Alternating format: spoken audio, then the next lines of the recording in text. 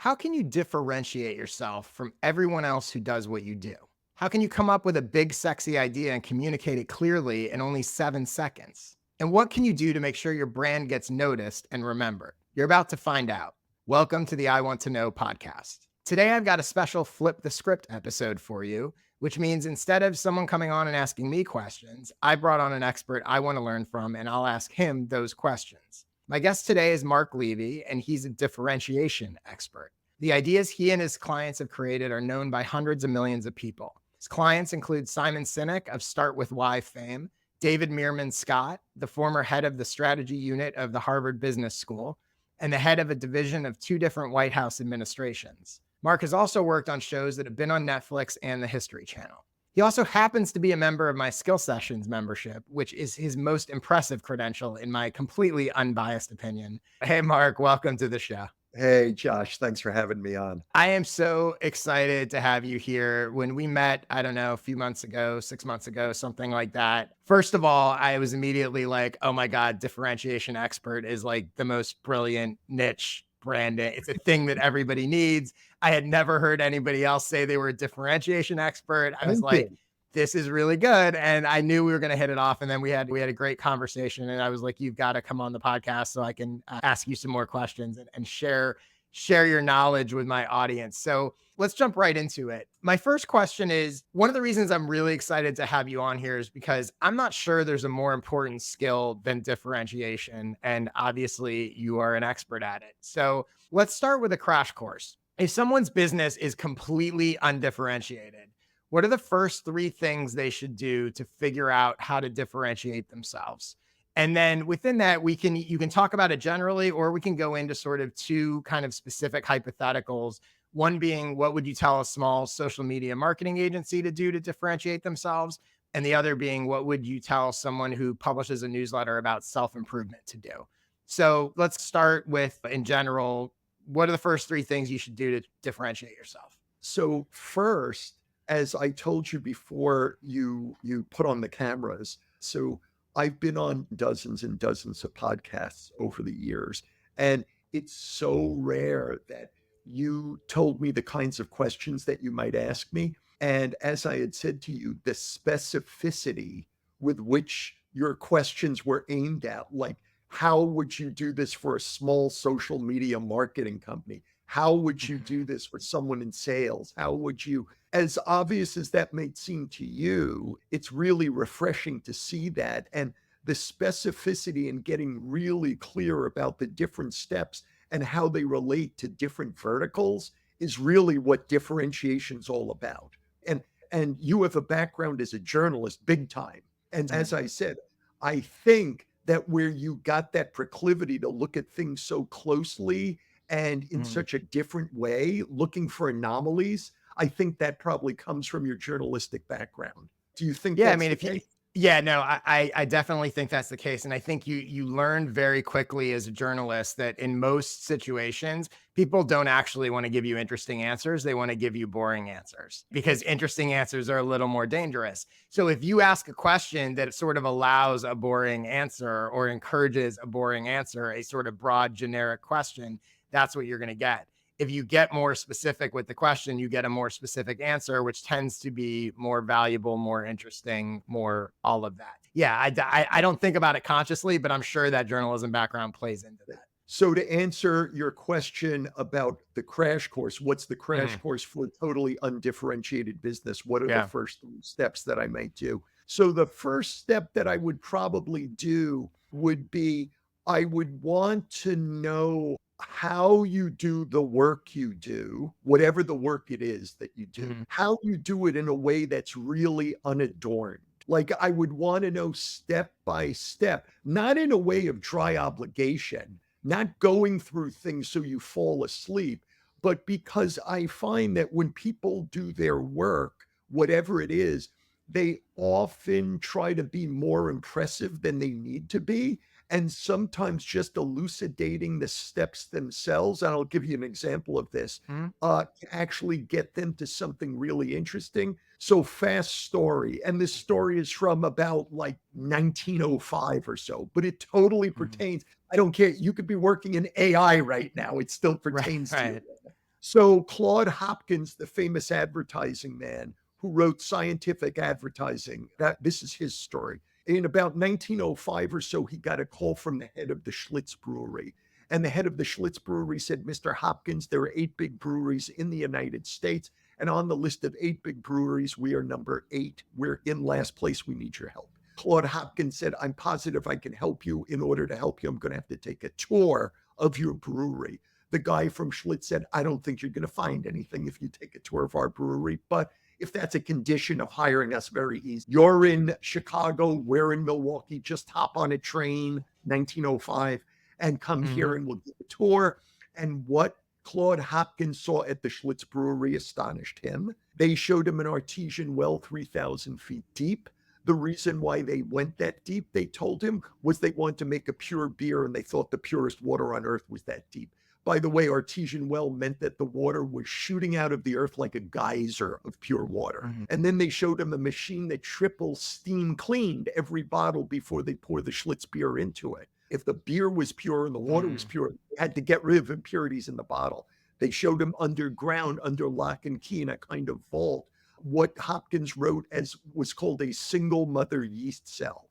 It was a single cell that had taken Schlitz brewers and scientists 1,017 experiments. That's what he wrote in the book, in order to create this single mother yeast cell. This thing was essentially the great grandmother all time of every bottle of Schlitz. Hopkins was freaking out, and he said, this place is a wonderland. Why aren't you telling people about these wonders? And the guy from Schlitz said, Mr. Hopkins, I told you this is not a wonderland. These are not wonders. This is how you brew beer at scale. This is how we brew beer, and our 7 other competitors, we all brew beer identically. So what we're doing here is nothing special. What we're doing is very ordinary. And Claude Hopkins, the famous advertising man, said, maybe, but the public doesn't know that.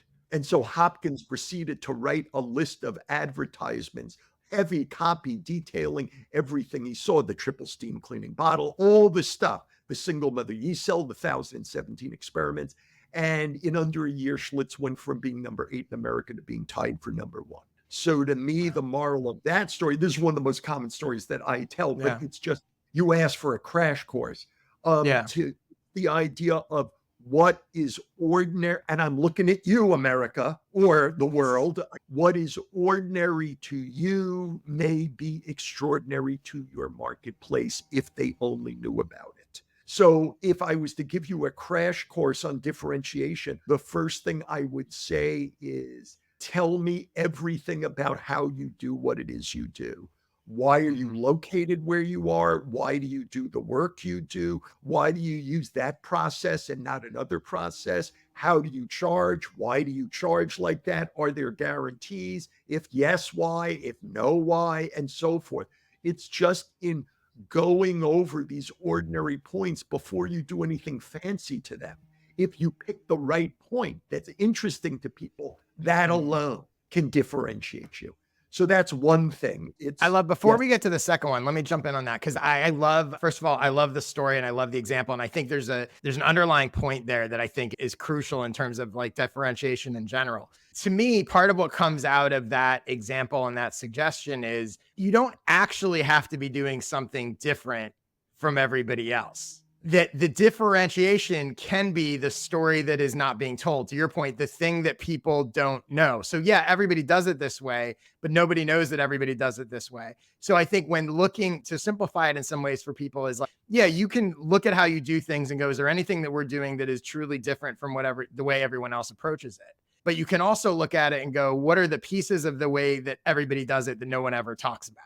And we can surface that piece of it, right? So the differentiation can be in the storytelling, in the communication. It doesn't just have to be, oh, I do this one thing that's completely unique that nobody else does. And you're absolutely right. So let me take it a step further, because if you actually tell people about what it is that you do, even if it's not heavily differentiated, and I'm not saying bore them, I'm saying like you have to pick and choose what it is you're going to talk about, but the mere fact, the transparency. So it's not just sharing it, but it's the transparency of how you work is differentiate. It's almost like a meta differentiation.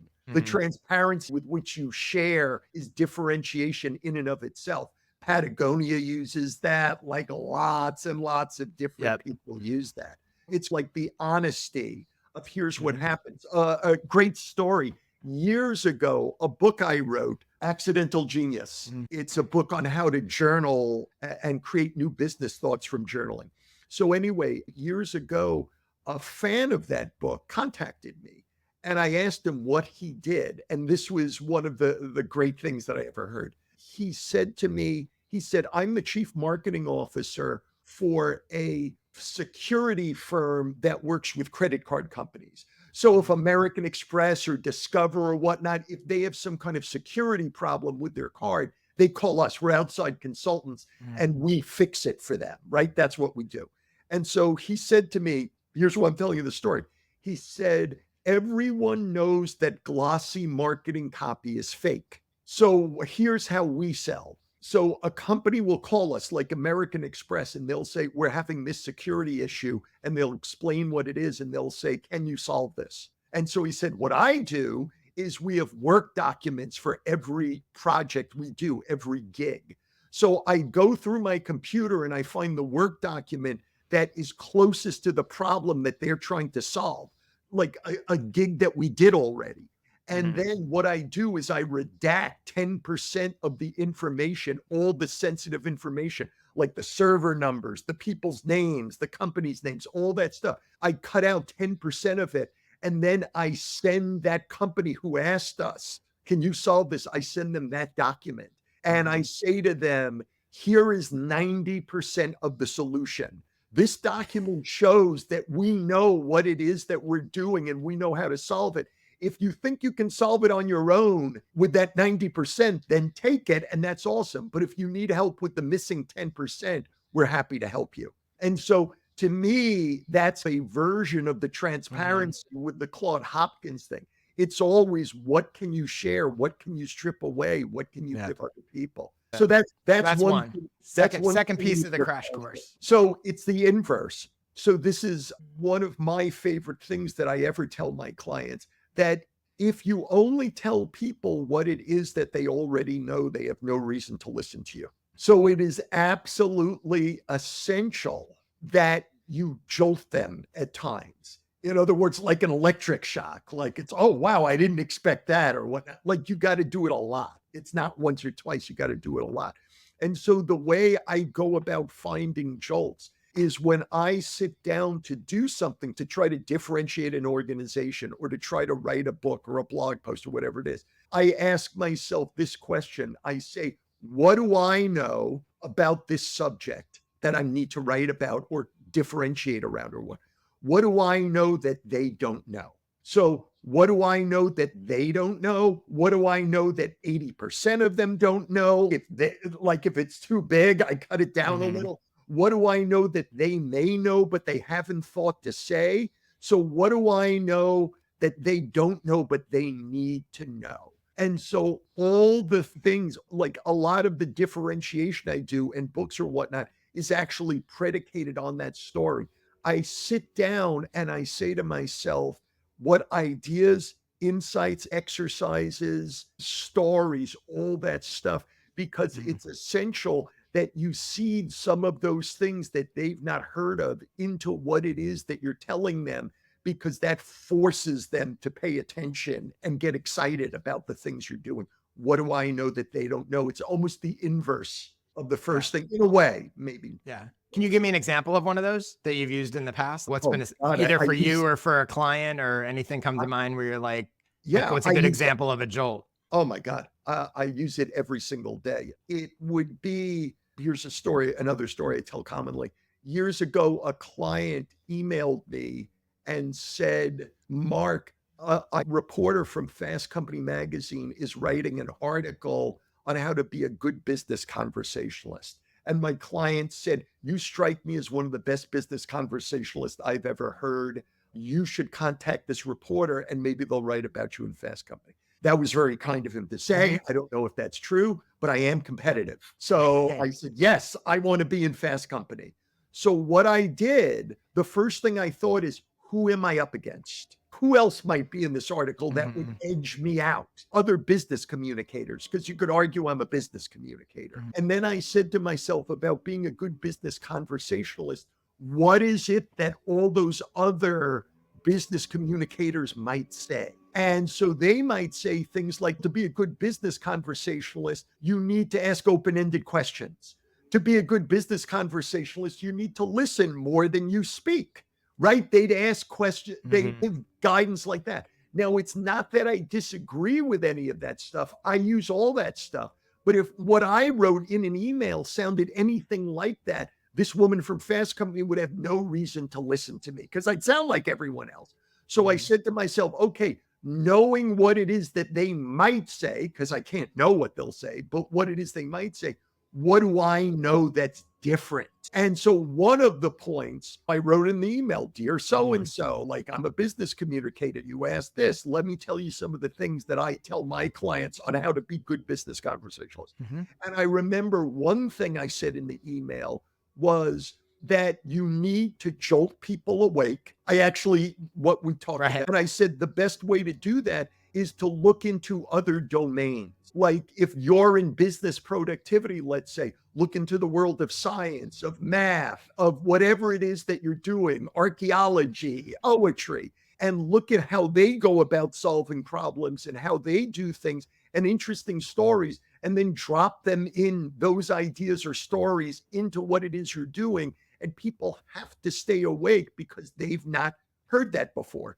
And I gave the example, I believe at least, I said, let's say you're writing an article on business productivity. It might be great if you, let's say, cited the National Basketball Association and why they started using the 24-second clock in 1961 and Mhm. what that did for the NBA and what was the principle around it and how it might work in business productivity.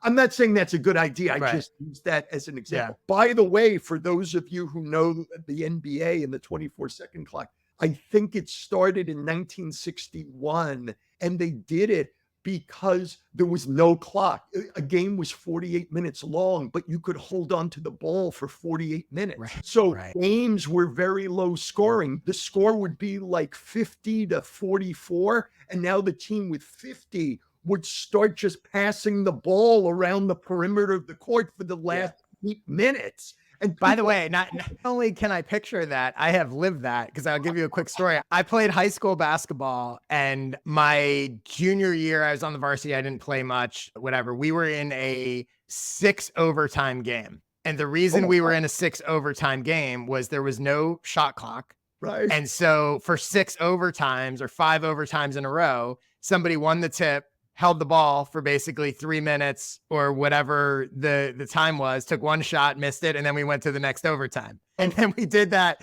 for and I was and our team at the time, because of injuries and stuff, there were only like 8 guys on the roster. And I hadn't played during the game. We went to overtime. So I sat the bench for a 6 overtime game on an 8-man roster, which is an amazing statistic, although misleading because for 6 overtimes, literally people just held the ball for 3 minutes and then took one shot. Anyway, so I want to give one quick exercise based on what you said, because I think it's a really smart idea. And I think this could be really valuable for people to do in a variety of things. If you're going to write a blog post, let's say you're pitching yourself to be on a podcast, let's say you're answering a question, whatever it is, to sit down and whatever that topic is, force yourself to go, what are the 5 obvious answers to this? Which is Right, your version of what's my competition going to say? But if you, with anything, go, here are the 5 obvious answers, I'm not going to talk about any of those, right. right? I'm going to write a blog post. For example, if I was writing a blog post about how to grow a newsletter, it'd be very easy for me to sit and go, okay, what's the things that most people would say about how you got to publish consistently, you got to be engaging, you got to do blah blah blah, whatever. I'd be like, now I'm going to write a blog post about how to grow a newsletter that doesn't mention any of those things. That is going to be differentiated. It's going to be more valuable. It's just basically turning what you said into sort of an exercise, which I think could be super helpful. I love that. And let me give a nuance on that. So Yeah. I love what you just said. But let's say it was about business communication, about business conversations. So you might say, oh, okay, like you've got to listen more than you speak. Somewhat, a lot of people are going to say that Yeah. because that's such an obvious thing. It doesn't mean that I can't say that, but in my difference part, I would say something like, Of course, everyone knows the advice. You have Mm, to listen more than you speak because it shows respect for the other person and it allows them to develop their thoughts. The only problem with that is if you don't say anything, the person might think your mind is drifting or something mhm, like that. So it is necessary as you listen more than you speak that you at times chime in with something like rephrasing. It's let me mhm. tell you what it is I'm hearing you say, or something like that. I guess someone Yeah, I might mean, call there's right. There's even a framework, right? You could with anything go. Of course, everyone's going to tell you fill in the blank, but the part they don't tell you is fill in the blank. So right. you've gotten the general concept, and then you've countered it or given a spin on it that makes it more interesting. Really good. Right. So let's get to the third part of your Oh, crash sure. course. Sure. So the first part was the transparency and going through all the stuff. The second part is what do I know that they don't know? And I would say that the third part of the crash course, and people violate this every single day, it's that you need to sell mushrooms to mushroom lovers. So I will explain that comes from a book by a marketer named Greg Steelstra, who used to do the marketing for Dr. Rick Warren, the guy who wrote Purpose Driven Church and Purpose Driven Leader, and all these. It sold like 20 million copies. And so Steelstra, in one of his books, and I'm paraphrasing him, I'm going to talk about it Mhm. at greater length than he does. He says it in a paragraph. He says, I hate mushrooms. Mushrooms are slimy, they're rubbery, they're a fungus. The mere thought of putting a mushroom in my mouth and chomping down on it makes me want to retch. I hate mushrooms. There are people who love mushrooms, and this is the important part, for Mhm. the very same reasons I hate mushrooms. If you sell mushrooms for a living, the way to sell more mushrooms is not to grow a hybrid version of a mushroom and dumb down its mushroomy qualities in the hopes of selling it to me. You know why? I hate mushrooms. I'm not going to buy them. I don't care what you Mhm. do with them. What you want to do is take your mushrooms in all their disgusting glory and the things that I find repulsive. And you want to lead with those and you want to find the mushroom lovers out there. You sell mushrooms to mushroom lovers. You do not dumb down your offering to try to sell it to mushroom haters. You preach to the converted. You do not try to convert someone over. I'm not saying people can't be converted over, but I'm saying it's not a great use of your time. And there's billions of people in the world. It's much easier to find your mushroom lovers for what it is that you're doing. The people who love it for what it is, not for what it is not. Yeah, I love that. And you're so right. I think it's one of the most common mistakes I see people make is they're more afraid to turn away people who might be interested than they are eager to draw closer to them the people who will definitely be interested.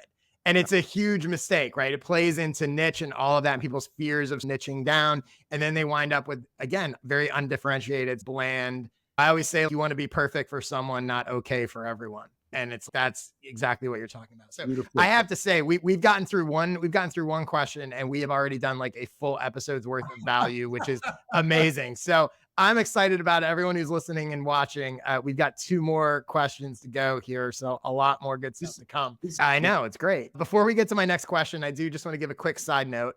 If you're listening to or watching this episode, I assume it's because you want to learn how to make your business stand out in a crowded market. That is exactly what I help members do in my Skill Sessions membership. I have sessions like the Expert Positioner, which gives you exercises you can do to figure out how best to position your business in the market to get more attention and customers. It will also help you figure out how to differentiate yourself. I also have sessions like the Client Generator, which will show you how to get more clients, and the Sentence Collection, which will help you write the 30 most crucial sentences in your business. As a member, you also get one-on-one help from me every month on our jam session coaching calls. You can go to joshspector.com/sessions to learn more, or feel free to email me at joshspector.com if you have any questions or want to know if it's a good fit for your needs. Okay, let's get back to my next question for Mark. So there's two concepts you often talk about. One is coming up with a big, sexy idea. And then the second is a 7-second pitch that differentiates you. Those are different, but obviously they're related. So let's do a hypothetical. Let's say there's someone who's listening or watching this who's a sales consultant and they want to figure out how to hone in on their big, sexy idea. And once they do, how do they convey that in a 7-second pitch? So what would you suggest to them? Sure. So I'll focus on that's a two-part question. And Yeah. so we've spoken about differentiation Yeah. for the first 37 minutes.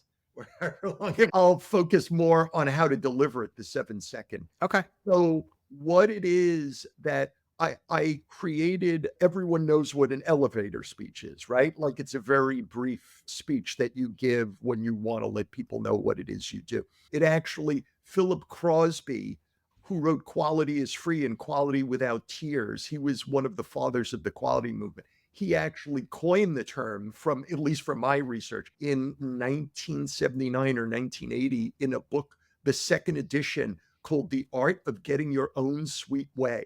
Strangely, in the first edition, it wasn't in there. In the second edition, it was in there. I can't explain why that is. He decided to put it in. But anyway, so your elevator speech, one of the things that I detest is when I ask people what they do and they give me some overly cute, like, description of what it is. I'm a Sherpa for lead, like it, like I understand. So to me, when you give me such an artificial thing, it means to me, I know you're trying to sell me or get me interested. I know you may not look at it that way, but that is what it is that's happening. You don't want to just say something and have me shrug it off. You actually are trying to hook me. Yeah. It's like you're trying to be too clever. Yeah. I find that so repulsive. Yeah. That I will not take the bait. I'll like just move on if you say something too goofy to me. So what it is instead is I created an elevator speech format years ago about this, where I say you want to start in the listener's universe. If you bring up your cutesy stuff right away, you're starting in your universe. And they don't know your universe, they don't know you, and they may not want to journey to your universe. And you're forcing them in. It's like you've kidnapped them and brought them into your universe. You do not want to do that. You want to start where they are. So invariably, I say something very simple. Let's say you're, you said a sales consultant. Yeah. So you would say something, the first thing you say is plain vanilla. You say, so I'm a sales consultant because people want to define you and you want to let them define you. You don't want to fool around with them. They're strangers. They don't know you. So I'm a sales consultant. I work with like medium-sized businesses. You can say something like in a sentence, like blah, blah, blah. But I do sales in a very unusual way. And then you can go. So you've given them, you've been considerate enough that you've defined yourself in a way that makes sense to them. Oh, you're a sales consultant who works with medium-sized businesses. How to sell in as individuals and as teams. Got it. Okay. But I do sales in a very unusual way. And now you can either go straight to your point of differentiation, talking about how it's unusual, or another way I like to do it. I use the sales letter format, the classic sales letter format, but I do it in a spoken way. So the classic sales letter format is, here's the problem that people have. And as a matter of fact, the problem's even worse than you had imagined. Here's how people have tried to solve that problem, but those ways don't really work. Here's the best way to solve that problem. And I specialize in that way. So I do that. It's, oh yeah, I'm a sales consultant. I work with teams and individuals in medium-sized businesses on how to sell. But the way I go about teaching them and working them is really unusual, and then it's what? How? So how do you do it? What's unusual? The problem, now it's the problem situation. The problem is blah, blah, blah, blah, blah, blah. And it gets even worse than that, because if they don't know how to sell, now you're losing people you take it further. Yeah, you've drawn them in and now they want to know more. And then you can go, and so here's the way I do it. And then you talk about the point of differentiation there. Yet another mini course. No, I love it. And it's interesting. And I'm going to also translate it into a little bit of a framework here, because it's like generic description with T's. Right. So which is really interesting considering you're a differentiation expert. So the last thing you would think, like, generic in general is not a great word. Like, no one wants to be generic. But in this context, if you just did generic, oh, I'm a sales consultant, who cares? But if it's that generic where everyone can understand it and it gives them context, followed up with a tease, that draws them into the rest of this story. Really, I think smart. And the other thing, and I don't know if you've heard this or not, I think I've said this before. I don't know if you've come across this, but what's interesting is, do you know the impact of genre on movie test screenings? No. So this reminds me of what we're talking about sort of with like, oh, I'm the generic sort of people get it. Right. So it doesn't matter. Like lots of artists and filmmakers, they're like, they don't want to be pinned down. This isn't just a comedy. It's not a drama. It's not a horror movie. It's not a what, like, it's all those things. Artists tend to push back against genres and labels. When you do test screenings of a movie, if you tell people what the genre is before they see the movie, because again, there's no marketing campaign. They're going in cold. They know nothing. If you tell them the genre of the movie, the test scores are higher every time. I love that. Every time. Because you've given them some context, which frames their expectations for what they're watching. And when, as you were talking about it, it made me think about this, right? Starting with something that like, okay, sales consultant, you've now put them, again, and to use your words, you're in their world. They understand that. They have some context for what it is, where like my biggest pet peeve is people that come up with their own sort of branded approach. I do the four-sided pyramid. Nobody has any idea what that is. So it's like, when you like, what do you do? Oh, I teach people how to use the four-sided pyramid. They're like, I don't know what you're talking about. And I don't want to know. And I don't want to know. You're being inconsiderate to me by trying to force me into a place that I don't care about. Yeah. So I'm curious. I'd be curious to hear your 7-second pitch. I have a bunch of different things I use, but in general, I say I'm a differentiation expert. I differentiate organizations, brands. And by the way, what it is I'm saying to you is I don't use the format that I explain to you, because differentiation expert is its own thing. And the thing about it's its own category. And the thing is, everyone understands what the category means when I say it. It's not like I'm playing around with them. I'm not playing keep away with the information, like when you would go to grade school in the winter and they'd grab your ski cap and then they'd form a circle and start throwing it around and you'd have to chase it. I'm not doing that. I'm telling you, this is genuinely what I say. I say, I'm a differentiation expert. I differentiate organizations, brands, and thought leaders around a big, sexy idea, a signature idea.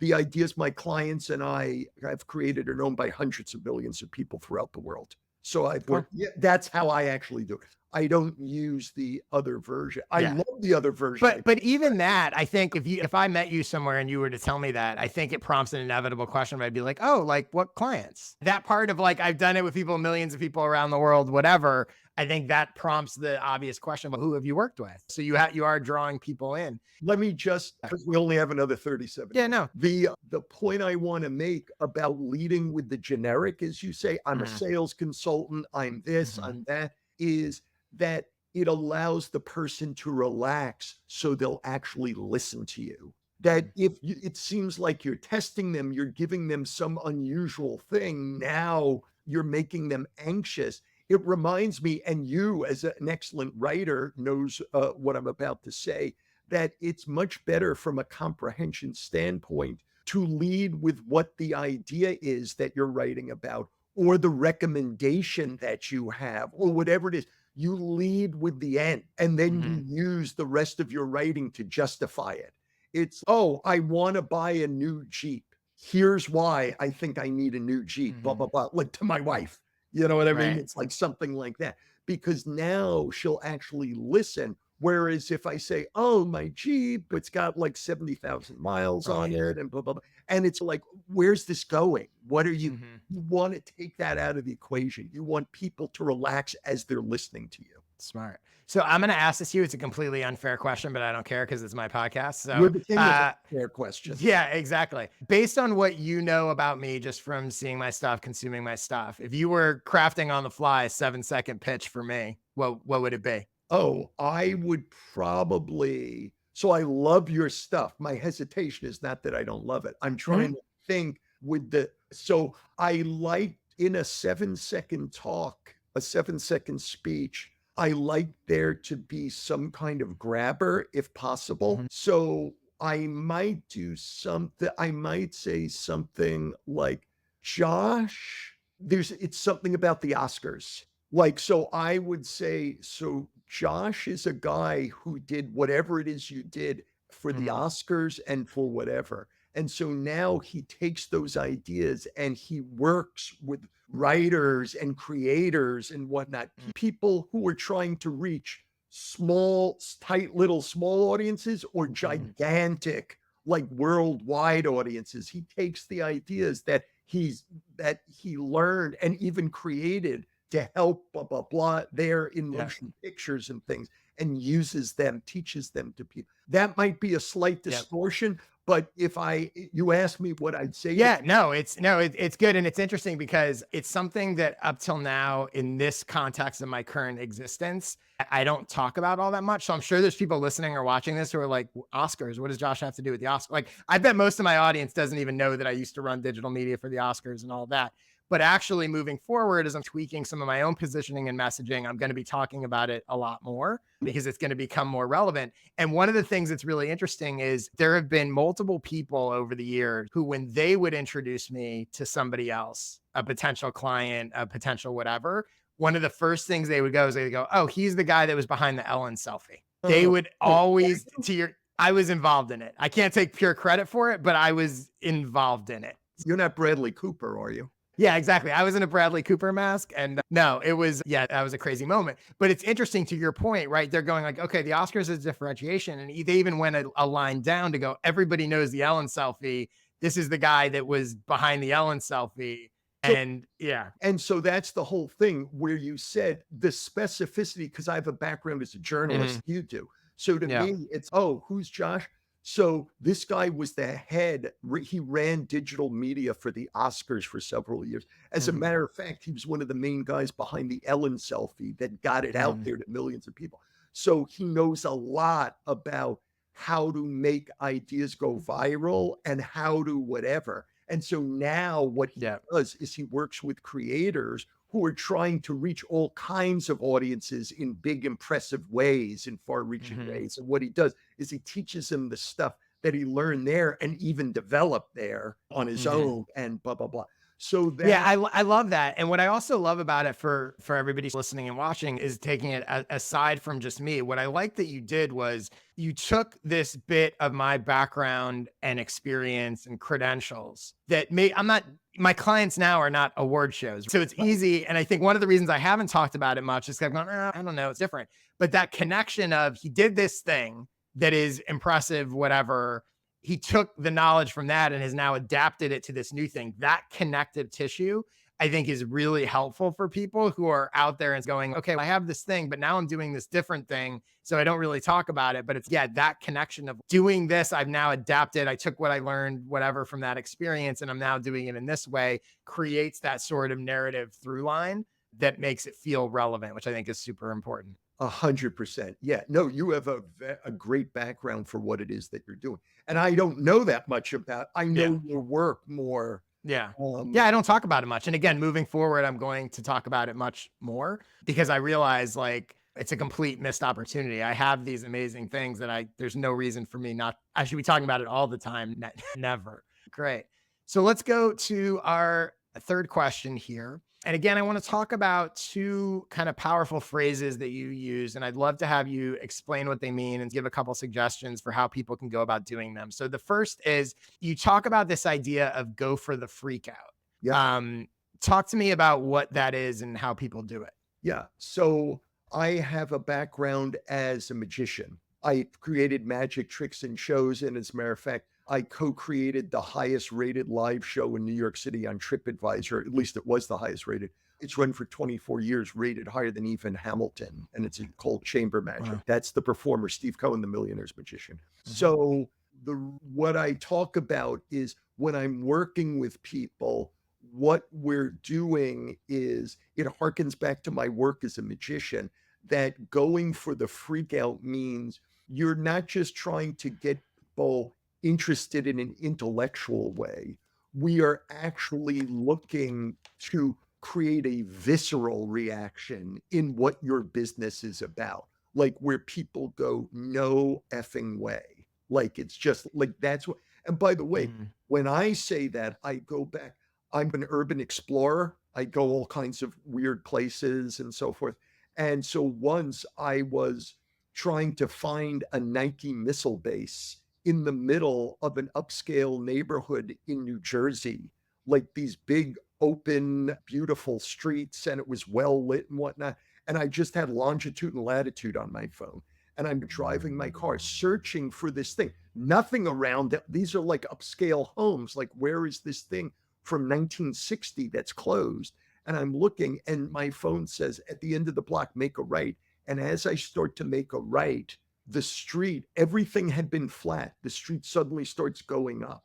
Everything was well lit. The trees were overgrown on both sides of the street. So it was super dark because this canopy of trees were there, and it started going up. And the moment I made the turn onto this little narrow street that was dark and going up, I went, no effing way.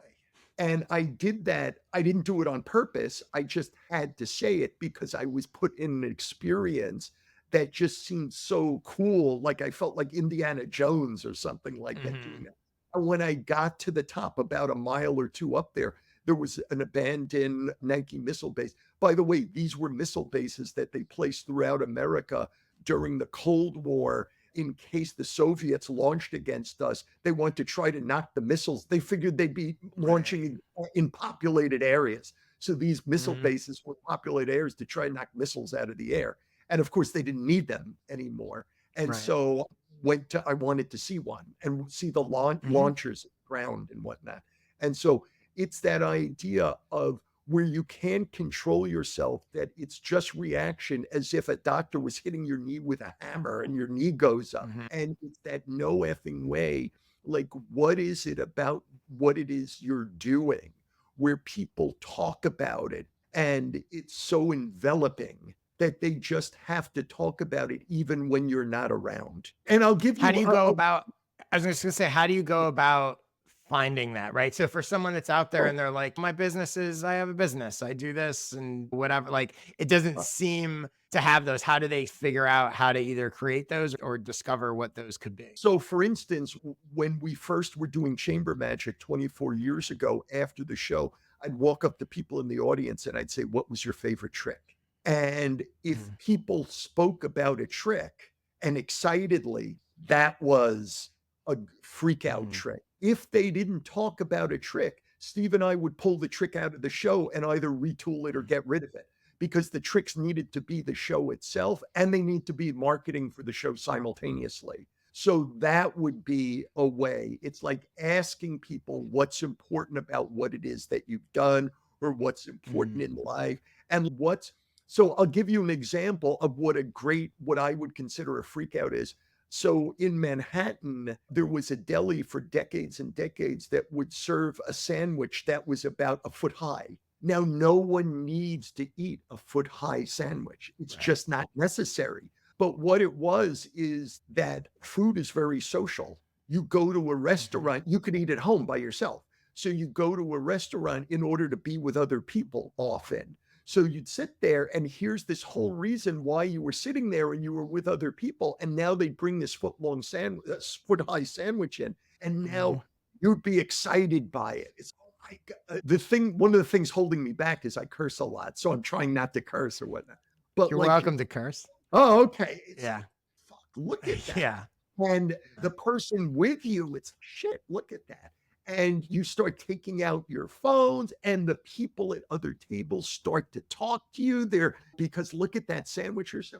And you don't need this foot-long sandwich. And as a matter of fact, other sandwich shops serve foot-long sandwich shops. They're called Jersey Mike's, they're called Blimpies, they're called Subway, but it's laying down. So it's not really interesting because we see all their sandwiches laying down, but a foot long sandwich standing up is really interesting. Does that make sense? It totally makes sense. And I think what's interesting is a couple recent things actually popped into my head as you were talking about that, because another way of thinking about this is, what is the thing that, if you think about it in a social media context, right? What is the thing that they're like, I need to talk about this thing happened. I need to share this photo of this thing. And it's interesting because just yesterday I was going to go get a slice of pizza from some place over here that I never been to before. And I looked it up on Yelp and I was like, oh, let's see if this place is any good or whatever before I go. And I went and looked at the pictures, and it's just, I'm not fancy. It's just like a pizza slice, whatever place, right? But what Right. was interesting was when I looked at the pictures, I would say half or more of the pictures on their Yelp page where apparently they offered giant slices. And half of the photos were people holding it up and going, look, it's bigger than my head. Like, look, Right. it's bigger than. And by the way, the pizza was nothing special. Like, it was fine. It was whatever. But their decision to, we're going to cut the slices super big, led to people posting and sharing, whereas otherwise it was just another pizza slice, right? And so it's their version of a simple freak out moment without changing anything other than deciding to cut the slices different. And it was funny because having seen that before, when I went in there and I ordered a slice, and the guy was like, you want us to cut it, like square it for you? I was like, wait, what are you talking about? And I guess because the slices are so big, unless you're going to post it on Instagram, most people don't need a slice that big. So they cut your one Right. slice into 3 different slices or whatever. So that was the one thing. And then the other quick story is, again, in terms of just, and I'm using these as examples of things where it's like, there's all these little things in your business that can create, that you can turn into things that people are going to talk about because you do them differently. So on my email sign up page for a long time, below the sign up form, they have the little thing that's, we respect your privacy. It's like a generic, like, we won't share Right. your email address. So I changed that one time to, I won't share your information because I'm not a jerk. When I tell you, I have had multiple people share that publicly. I have had people sign up and email me and say, I signed up because of that line. And that did not, it changes nothing. You see that little privacy line on every single site everywhere. But just changing it created a moment for, and again, I didn't even think about it when I did it. I was just like, whatever. But to your point of what are people talking about, I realized, oh, people are talking about that. I created a mini sort of freak out moment. So I think that completely makes sense. And it can be Well, done with all sorts of things. that's right. And 100%, I would consider that a freak out moment.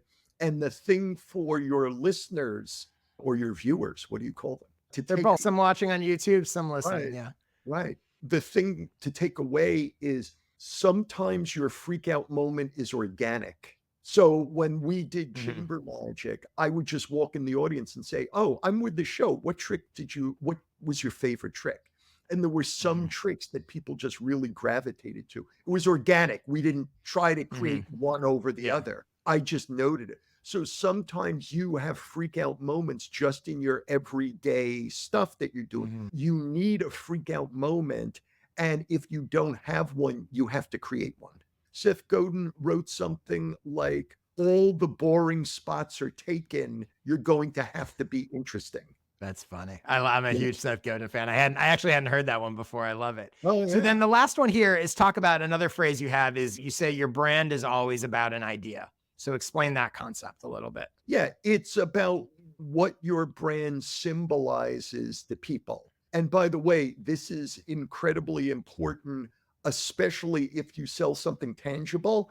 I mean, the old saw in the world of advertising is that the more conceptual, like advice, like if you give advice, the more conceptual it is, the more tangible you need to make it. Because, right, Mhm. whereas if you're selling a car or so, a car is so tangible, you can wrap your knuckles on it, it'll make Mhm. noise. And so if yours is 500 horsepower and the next one is 550, that beats yours. So Right. that the cars need to be about an idea about freedom, the ultimate driving machine, things like that.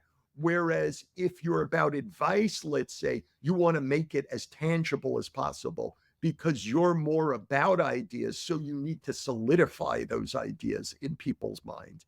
Does that make sense? So it depends how tangible your product or your service, Mhm. but what it is that you do, it's always about an idea. I'll give you something great about this. Years ago, Theodore Levitt, who was the professor at the Harvard Business School, he's the guy who coined the idea of people don't buy drills, they buy the holes that drills make. That was from him. And people used to use that all the time. By the way, I don't Yeah. always agree with that. I do believe that sometimes Mhm. people buy the drill. Like I know a lot of Motorhead type people, they do buy the drill. Right. But that was the Ted Levitt thing. Ted Levitt also said in an article of his in the Harvard Business Review called Marketing Myopia, he's the guy who asked the question, what business are you really in? about like what category, what are you actually about? So in a different book, I can't remember the gentleman's name right now, but he talked about that idea. He said, imagine that you run a bed and breakfast. So you're in hospitality, but everyone's in that. That's not what you're really about. Imagine, though, you made a list of ideas that your bed and breakfast could be about, like serenity. What kind of bed and breakfast would you run if everything in the B&B was about serenity? What happens if instead of serenity, because you don't want to be about everything, you want to be about one thing. What happens if you made a B&B that was all about love? Maybe the rooms are painted red. Maybe you have a mirror on the ceiling. Maybe you have rose petals on the bed. Maybe you have someone coming in at night playing the harp or something like that. I once asked this question of an audience of mine. I said, what would you do in your B&B if it was about escape? A young guy raised his hand and he said, oh, I make sure that there was no cell service. So you want to pick the idea of what you want your business to symbolize in people's lives, but you don't want to just leave it in the realm of symbolism. You want to design around that. The same way not an Audi, what's the safe car? The Volvo. By the way, you want to talk about differentiation? Yeah. What's the safe car? And you knew it's Volvo. Here's where I'm going with this. The way There's lots of safe cars. Volvo. The way I heard this story, though, like I wasn't around for, I think it was the early 70s or something, but it was the idea of originally they just decided to say they were a safe car because all the other traits were taken. Oh, we can't call ourselves the ultimate driving machine. Oh, we can't call ourselves this. That I guess people don't like to crash in cars, so let's say we're safe. And so people started to like that, and they said, oh my God, now we have to build around that idea really quick. So I don't know if that story is true, but the way it was told to me was like the promise came first, and then the reality was achieved. But and also picking that position or picking that promise makes every other decision you make easier, right? Because it's so much easier to go, okay, if we're going to be the safe car, what does that mean? What do we do with our seats? What do we do with our whatever? Do we invest more in the seats or more in the stereo? That kind of. Here's our stated promise. So it's very clear what we need to invest in. So what it is I'm saying is your brand's always about an idea. I don't mean that like in some con game way. It's the idea, and then you build and you market and you work tangibly towards that idea. Yeah, it gives you a North Star. From that idea in people's minds. Yeah. Mark, this was amazing. I thought it was going to be awesome, and it is awesome. And I know people are going to love it. Let people know where they can go to find more of your stuff, check you out, all that kind of stuff. Sure. So my website is levyinnovation.com. That's Levy innovation with no S at the end.com. And I have stuff there. I should be posting more to LinkedIn, but I'm on LinkedIn at times. But that's where I'm all over the place. Awesome. Exactly. And for my stuff, again, my newsletter, fortheinterested.com/subscribe, my skill sessions, joshspector.com/sessions, all the other stuff. I'm on Twitter. I'm on LinkedIn. You've already stopped playing this episode anyway. So let's be honest. Once people hear they're starting to wrap up, they're like, all right, on to the next one. Mark, thank you so much. Thanks everyone for listening. And I will see you, or you will hear me next time.